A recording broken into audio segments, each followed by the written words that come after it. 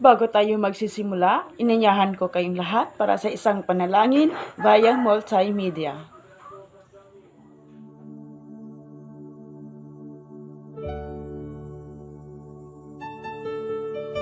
Panginoon, maraming salamat po sa ibinigay ninyong panibagong pagkakataon upang kami ay matuto.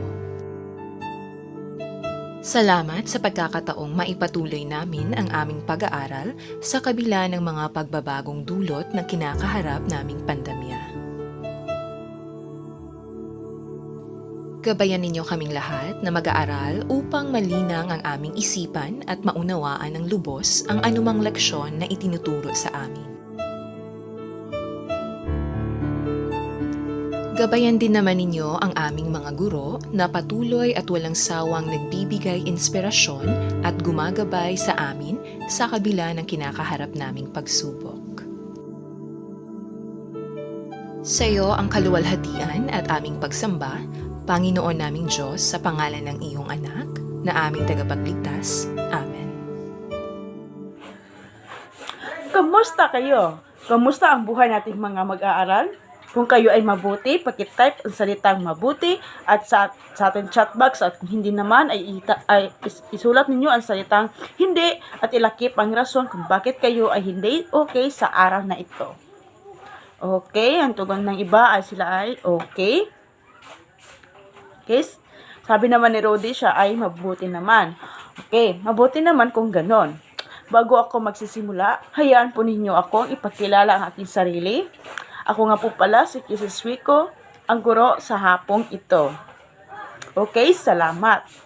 Sa araw na ito ay mayroon tayong 48 partisipante. At sa tingin ko rin, yung iba ay hindi nakapasok o baka wala silang signal or load sa kanilang mga lugar. Bago ang lahat ay narito ang aking mga alituntunin sa ating klase ngayong hapon. So mayroon akong inhanda na dapat ninyong malaman at sundin at pakatandaan. Okay, maaari ko na rin basahin ang ating patakaran sa klase. So una, kailangan i-mute ang inyong mikropono habang nasa talakayan. Pangalawa, kung may tanong, gamitin ang mga panandang tanong o mag-raise ng kamay na makikita sa ating screen. Pangatlo, maaari ding magbukas ng inyong camera kung nanaisin ninyo at kapag walang extra movement na gagawin. Pang-apat, makikilahok sa anumang gawain sa loob ng klase. So, naiintindihan ba class ang ating alituntunin sa klase? Kung naiintindihan, ay pakitype ang salitang naiintindihan sa ating chat box. Okay?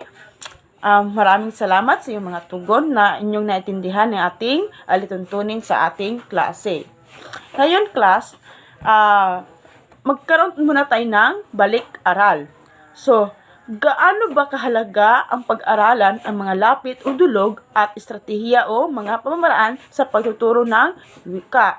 So, gaano ba ito kahalaga? So, pakisulat ang inyong mga kasagutan sa ating chat box sa loob lamang ng 1 minuto. So, bibigyan ko lamang kayo ng 1 minuto at maaari na ninyong simulan at i-type sa ating chat box.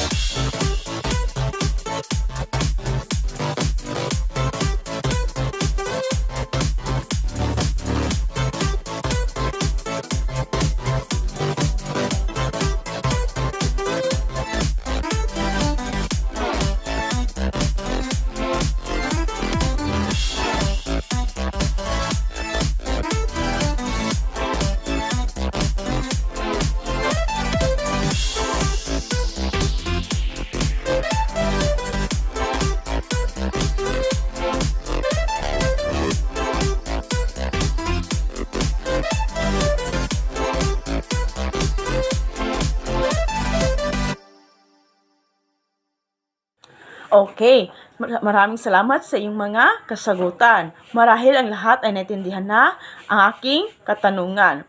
Ngayon, may mga katanungan pa ba sa ating nakaraang diskusyon batay sa mga lapit o dulog at estratehiya o pamamaraan sa pagtuturo ng wika? Okay, kung wala na, ipakitype sa ating chat box ang salitang wala na po. Okay. Okay, maraming salamat sa inyong mga tugon. Bago tayo magsisimula sa ating aralin, gusto ko munang subukin ang inyong mga nalalaman sa larawang aking ipapakita. So, makikita ninyo sa ating larawan, sa ating screen ang mga larawan. Ngayon, class, tingnan niyong mabuti ang bawat larawan nang sa gayon ay masagutan ninyo ang mga katanungan na aking ibibigay mamaya. Okay, meron kayong 1 minuto para tingnan ang ating mga larawan.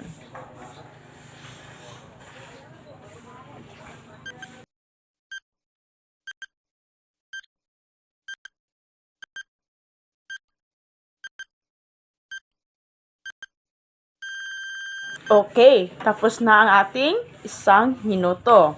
So ngayon naman ay magkakaroon tayo ng maikling activity para may idea kayo kung anong paksa ang ating tatalakayin sa hapong ito. So handa na ba kayo?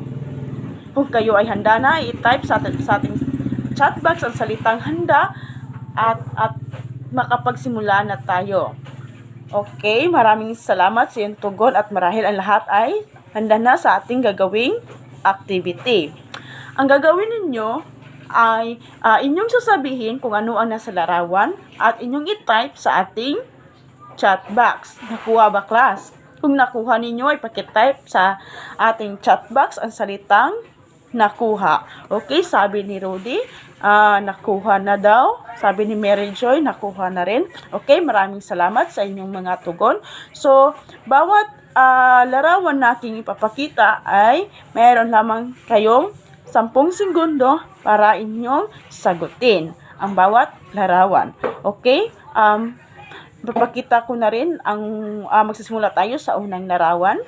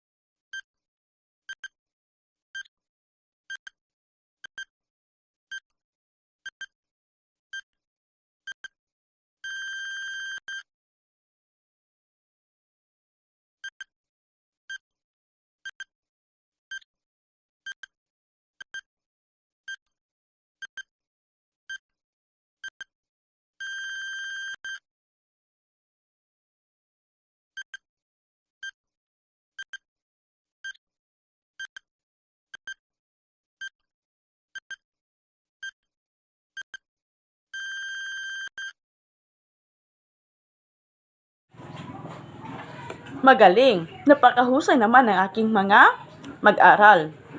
Ngayon, class, ano kaya ang posibleng paksa ng ating tatalakayin sa araw na ito? Base sa mga larawan na inyong nakikita.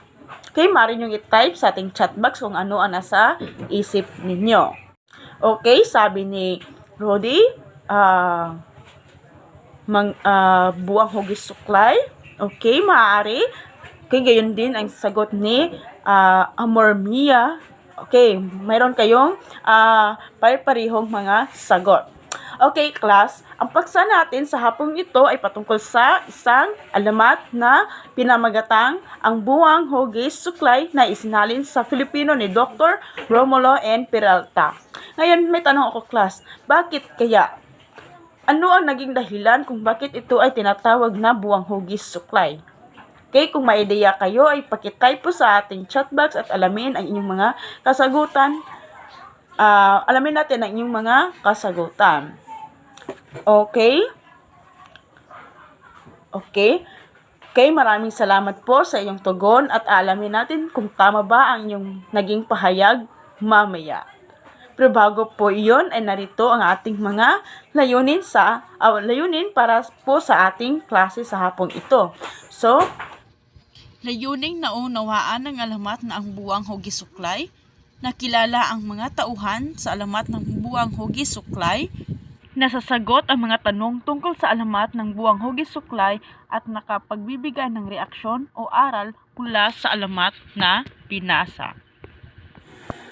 Okay, maasahan ko ba ito, class? Kung oo, ay pakitype ang salitang opo sa ating chat box. Okay, mahusay. Kung gayon ay ito ay aking aasahan ko po ito sa inyo. Okay. Hindi na bago sa ating isipan ang makarinig ng salitang alamat. Ngunit para sa inyong sariling opinyon, ano ang ibig sabihin nito, class? Okay, maaari niyong i-type sa ating chat box ang inyong mga kasagutan kung ano ang ibig sabihin ng alamat base sa inyong sariling opinyon. Okay? Okay, class. Ang alamat ay isang uri ng panitikan na nagkukwento tungkol sa mga pinagmulan ng mga bagay-bagay sa daigdig. So, karaniwang nagsasalaysay ang mga ito ng mga pangyayari hinggil sa tunay ng mga tao at puok at mayroong pinagbatayan sa kasaysayan. So, halimbawa na lamang ng mga alamat ay ang alamat na pinya. So, kung mapapansin niyo, ang pinya ay maraming mga mata. So, sa aking nalalaman, ang bata ay naging pinya dahil siya ay inuutusan ng kanyang ina na hanapin ang isang bagay na pinahanap ng kanyang ina. At hindi niya ito makikita dahil lagi lamang niya itong sinasambit na hindi niya nakikita dahil ginagamit lamang niya ang kanyang bibig. So, kaya pinarusahan siya ng isang diwata na gawing isang pinya dahil hindi niya nagamit ang kanyang mata sa paghahanap. So, yun yung halimbawa ng isang alamat. Ngayon, ang alamat nating tatalakayin ay ang buwang hugis suklay upang buwang hugis suklay. So, upang mas lubusan nating maintindihan, ay may papakita at paparinig po ako sa inyo batay sa alamat na aking tinutukoy. So, maaari po kayong makinig, manood ng mabuti dahil mamaya po ay magbibigay po ako ng isang gawain para po sa inyo. So, naiintindihan po ba? Kung naiintindihan, ay maaari pong i-type sa ating chat box ang salitang naiintindihan. Okay? Marahil ang lahat ay naiintindihan na nila ang aking ibig sabihin. So, maaari po kayong manood ng aking video clip na ipapakita po sa inyo. Happy watching!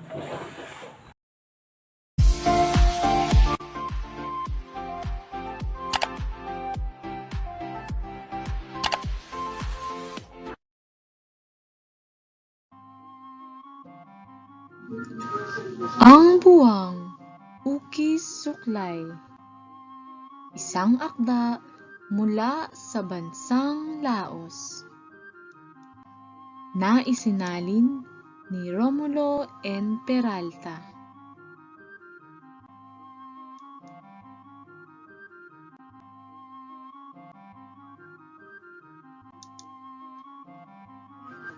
Noong unang panahon, may isang mangingisda na nagpaalam sa kanyang asawa na lumuwas sa kabayanan upang mamili ng mga gamit sa pangingisda.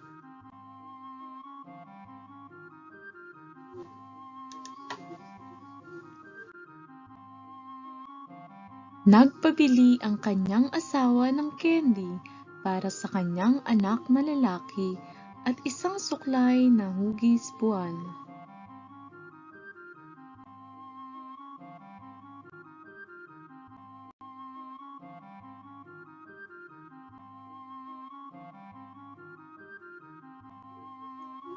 Sinabi ng kanyang asawa na upang hindi niya makalimutan, tumingala lamang siya sa kalangitan at makikita niya ang buwang hugis suklay. Sa araw na iyon, ang buwan ay talaga namang magsisimula ng maging hugis suklay.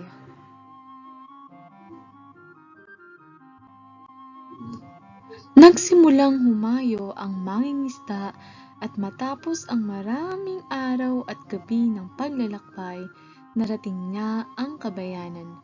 Agad-agad niyang binili ang mga kagamitan sa pangingisda at ang candy para sa anak.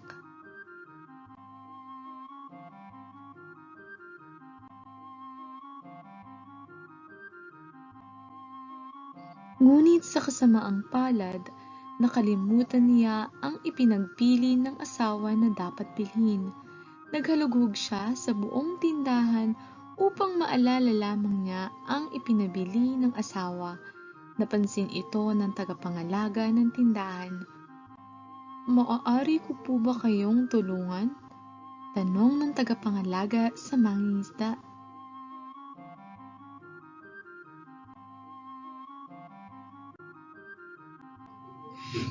"Hinahanap ko ang ipinabibili ng aking mahal na asawa," tugon naman niya. "Pampapula ho ba ng labi?" "Hindi." "Pitaka?" "Hindi rin." "Unan?" "Unan! Naaalala ko na. Sinabi niyang tumingala ako sa buwan."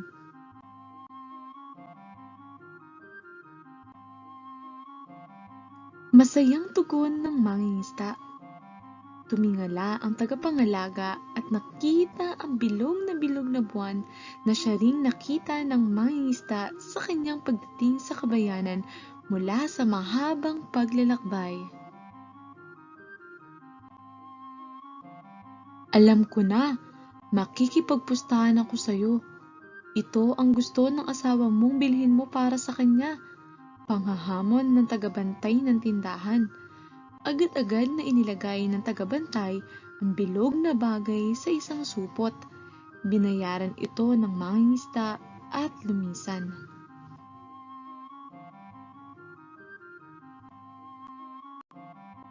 Sa kanyang pagdating, nadatnan niya ang nag-aabang niyang asawa, anak, ang kanyang ina at ama.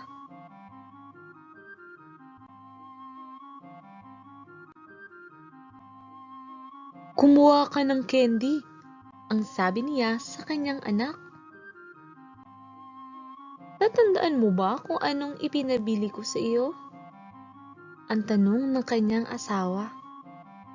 Masayang itinuro ng mangingisda ang lukbutan na kinalalagyan ng kanyang binili para sa asawa.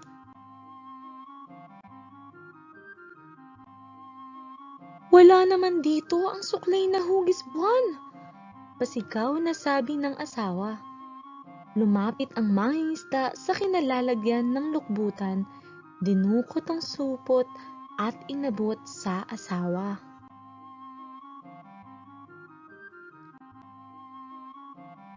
Pinunit ng asawa ang supot at nakita ang sarili sa salamin, kasabay ng panghahamak. Ganoon na lamang ang pagkabigla ng mangingisda sa naging reaksyon ng asawa. "Bakit ka nagdala ng miyanoy? Ito'y isang pang-aalipusta!" pasigaw ng asawa.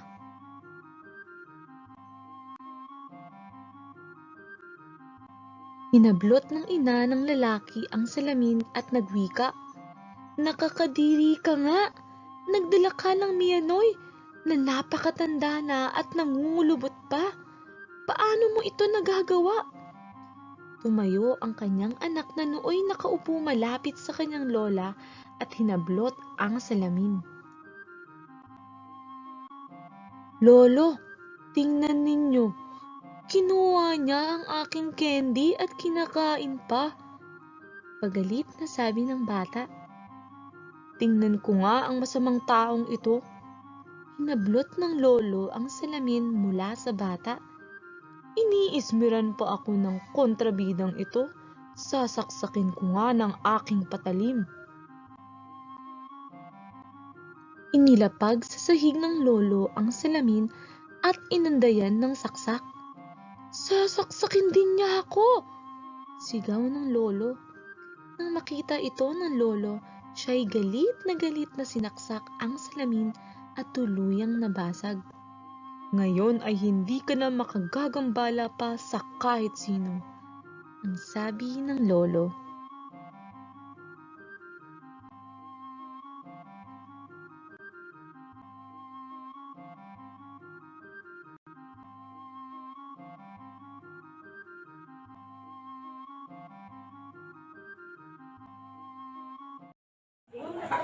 Ngayong napakinggan na ninyo ang alamat, ay may gagawin kayong activity kung saan inyong kikilanin ang mga tauhan sa pamagitan ng pagbibigay ko ng mga katangian. Ang inyong mga kasagutan ay yung i-type sa ating chat box. Sa bawat larawan ay mayroon lamang po kayong 10 segundo. Nakuha ba, class? Kung nakuha, i-type po sa ating chat box ang salitang nakuha. Okay, maraming salamat sa iyong tugon at inyong nakuha. Okay, magsisimula na po tayo sa unang katangian na aking ipapakita sa inyo at sasagutin niyo po ito sa loob lamang po ng 10 segundo. Masunuring asawa, isang mangingisda at masipag.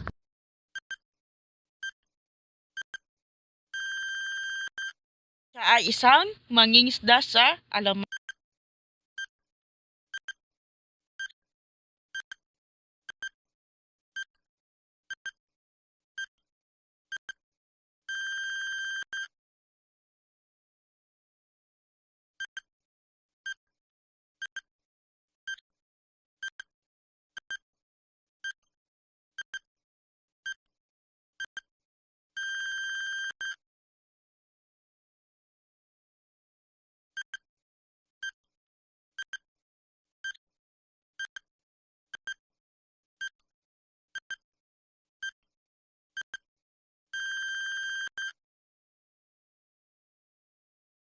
Okay, napakagaling naman ng aking mga mag-aaral at talagang kayo po ay nakikinig at nanonood po ng ating video clip hinggil po sa Buwang Hugis Suklay.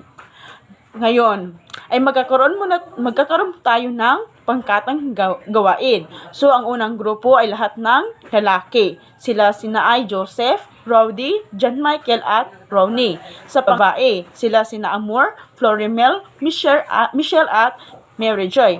So, ang gagawin po ninyo ay magkakaroon tayo ng tinatawag na Q&A portion kung saan inyong sasagutin ang mga naging katanungan sa paraan po ng pagsagot ng kagaya ng Miss Universe na dapat ay magsisimula po sa salitang I believe. Nakuha ba? Sa pagsagot ay gamitin ang iyong mga mikropono at sasagot po lamang kayo sa loob lamang ng 3 minuto. Pero bago po iyan, ay narito muna ang ating rubrics. So, para meron po kayong pagbatayan at pakatandaan para sa inyong gagawin na activity. Okay, para po sa nilalaman, meron po tayong 10%, kooperasyon 10%, at sa kabuuan po ay meron po tayo ng 20%. Okay, para makapagsimula ay pipili kayo sa 2 kahon upang malaman kung sino sa inyo ang mauuna. Okay? Sa unang kahon na aking i-click, dito malalaman kung ang grupo ng lalaki, pag ilan sila para sa kanilang gawain. Okay? Sa unang kahon, nakasulat ang numerong number 2. So, ibig sabihin yan, pangalawa po na sasalang sa ating gawain ang grupo ng mga lalaki. So, expected na ang mauna ay ang grupo ng mga babae. Sa bawat grupo, ay pipili po kayo kung sino sa inyo ang sasagot sa 2 katanungan. So, okay, para sa katanungan po sa grupo ng lalaki, magsisimula po tayo sa unang katanungan. So, unang tanong, at sasagot po kayo sa loob ng 3 minuto. So, bakit tinatawag na Mianoy ang nabiling salamin ng mangingisda sa asawa? Okay, ang 3 minuto po ay magsisimula na po.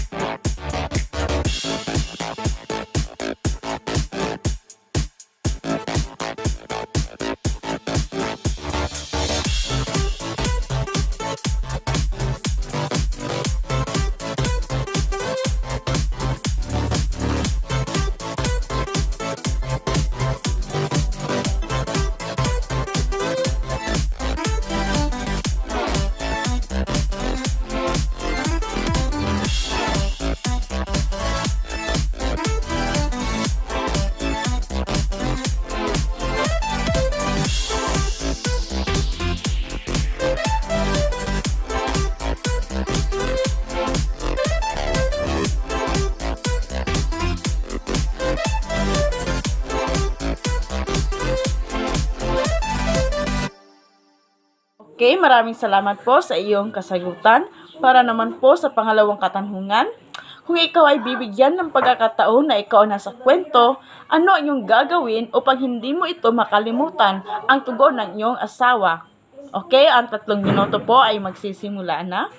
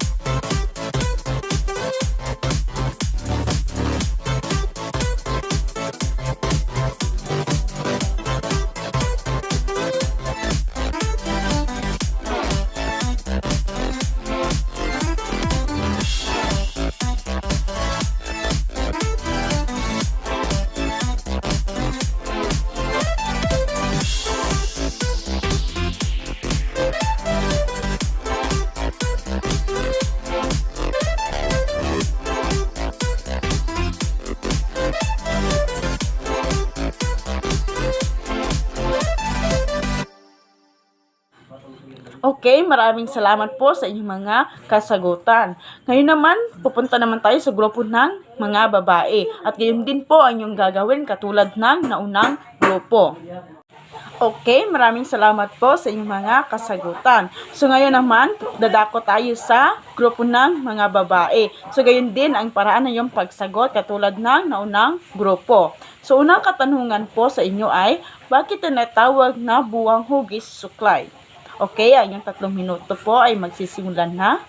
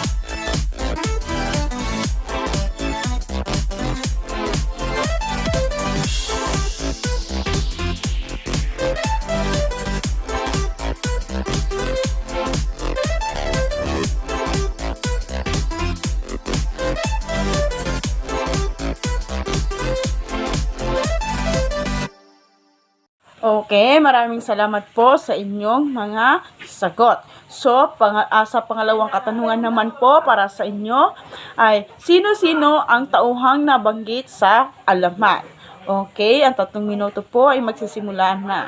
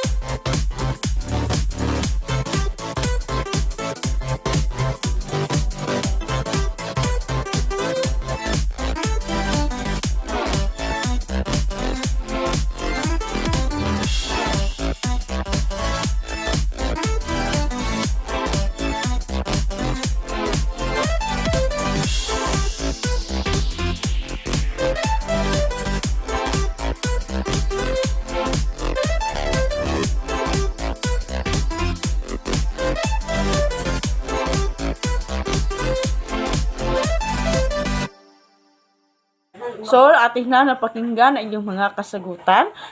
Okay, maraming salamat po sa inyong naging kooperasyon.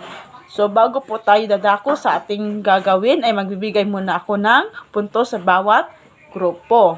Para sa grupo ng lalaki, ay mayroon po kayong 8 puntos para po sa nilalaman at 10 puntos naman para sa kooperasyon.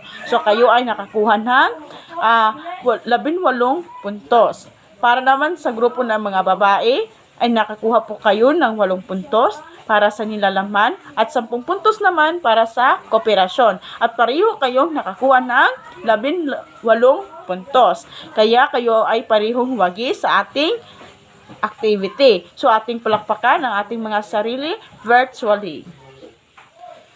Bilang pagsukat na iyong kaalaman, mayroon ako ritong dagdag na gawain kung saan lahat ay maaaring magbahagi ng iyong hinuha o aral mula sa alamat na tinatalakay sa buwang hugis suklay. Handa na ba ang lahat? Kung handa na, ipakitype po sa ating chat box ang salitang handa at para tayo ay makapagsimula. Okay, sabi ni Joseph, siya ay handa na. Gayon din si Florimel. Okay, maraming salamat po sa inyong tugon.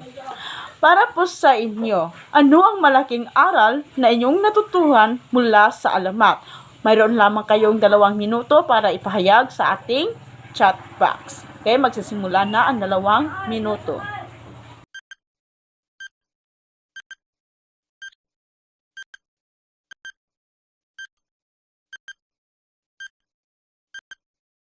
Okay, tapos na ang ating 2 minuto at sa tingin ko kayong lahat ay may mga aral na nakuha. So para naman po sa akin na tayo po ay maging tawag dito ay may at maunawain sapagkat hindi natin alam na tayo ay makakalimot sa ating pinagbibilin dahil hindi natin makaligtaan na sa katulad ng sa alamat na siya pa ay naglakbay ng ilang pang mga araw para lang makapunta sa bayan. So tayo ay wag madaling magalit at intindihin muna natin ang kanilang ginagawa ginagawa nila sa isang lugar. So dapat tayo ay maintindihin at wag madaling magalit. So ngayon naman ay magkakaroon tayo ng pagsusulit. So ito ay maraming pagpipilian. So isulat ang iyong tamang kasagutan. Bibigyan ko lamang po kayo ng 5 minuto para sagutin ito.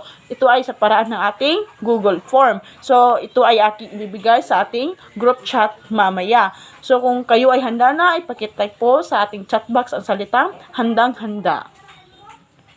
Okay, maraming salamat sa iyong tugon, Ronnie. So, talagang siya ay handa-handa na.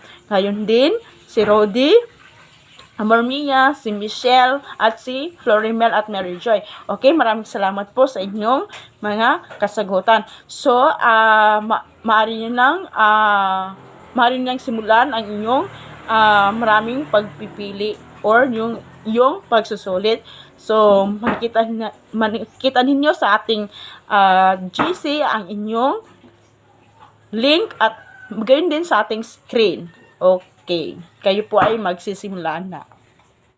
Okay, maraming salamat. So, inyong mga kasagutan ay akin po itong pupunain at inyong malalaman ang inyong mga score mamaya. So, aking isulat sa ating chat box ang inyong mga naging score. So, maraming salamat po sa inyong kooperasyon sa ating talakayan.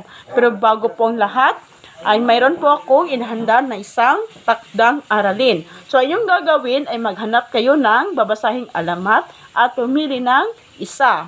Ang napiling alamat ay isulat ninyo ang inyong nakuhang aral o mahalagang natutuhan batay sa alamat na inyong binabasa. So, ipasa po ito sa ating Google Classroom at ang deadline ay bukas ng 11:59 ng gabi. So, nakuha ba, class? Okay, maraming salamat. Kung gayon, naintindihan na ninyo ang ating talakayan sa araw na ito at ako po ay magpapaalam na. So, maraming salamat po at paalam sa inyong lahat.